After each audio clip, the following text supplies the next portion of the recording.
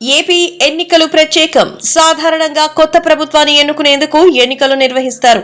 కానీ ఏపీలో మాత్రం కొత్త ప్రభుత్వంతో పాటు కొత్త రాజధాని కోసం ఎన్నికలు నిర్వహించినట్టుగా ఉంది పరిస్థితి. వైసీపీ గెలిపిస్తే విశాఖ రాజధాని ఏర్పాటు ఖాయం. టీడీపీ కూటమి గెలిస్తే మాత్రం అమరావతి ఏకైక రాజధానిగా అవతరించడం తథ్యం. ప్రజాభిప్రాయం మేరకు రాజధాని నిర్మాణం చేస్తారు. కానీ ఇప్పుడు ఎన్నికల్లో వచ్చిన ఫలితం బట్టి ఏపీకి రాజధాని నిర్మితం కాబోతోంది. ఒక రకంగా చెప్పాలంటే ఏపీకి ఇది సంక్లిష్ట సమయం. పార్టీల గెలుపోటములపై రాజధాని అంశం ముడిపడి ఉండడం విశేషం. పోలింగ్ ముగిసింది. 2 వారాల్లో వ్యవధిలో కౌంటింగ్ జరగనుంది.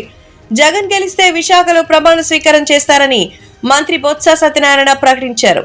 అదే టీడీపీ గెలిస్తే చంద్రబాబు అమరావతిలో ప్రమాణ స్వీకారం చేస్తారని టీడీపీ నేతలు చెప్పుకొస్తున్నారు. అంటే గెలిచే పార్టీ బట్టి, ప్రమాణ స్వీకారం చేసే ప్రాంతం బట్టి రాజధాని నిర్మాణం ప్రారంభించనున్నారన్నమాట. అందరి ఆమోద ముద్రతో అమరావతిని రాజధానిగా ప్రకటించారు. కానీ వైసీపీ అధికారంలోకి వచ్చిన తర్వాత రాజధాని అంశం వివాదంగా మారింది. రాజధాని లేని రాష్ట్రంగా ఏపీని మార్చారన్న విమర్శను జగన్ ఎదుర్కొన్నారు. ఈ ఎన్నికల్లో విపక్షాలకు ఇదే అస్త్రంగా మారింది. ఓ విధంగా చెప్పాలంటే ఏపీ ఎన్నికల్లో రాజధాని అంశమే హైలైట్ అయింది. అమరావతి వర్సెస్ విశాఖ అన్న పరిస్థితి మారింది. అయితే జూన్ 4న ఫలితం బట్టి ఏపీకి రాజధాని ఏంటనేది ఒక స్పష్టత రానుంది. గత 5 సంవత్సరాలుగా నెలకొన్న సందిగ్ధతకు తెరపడనుంది.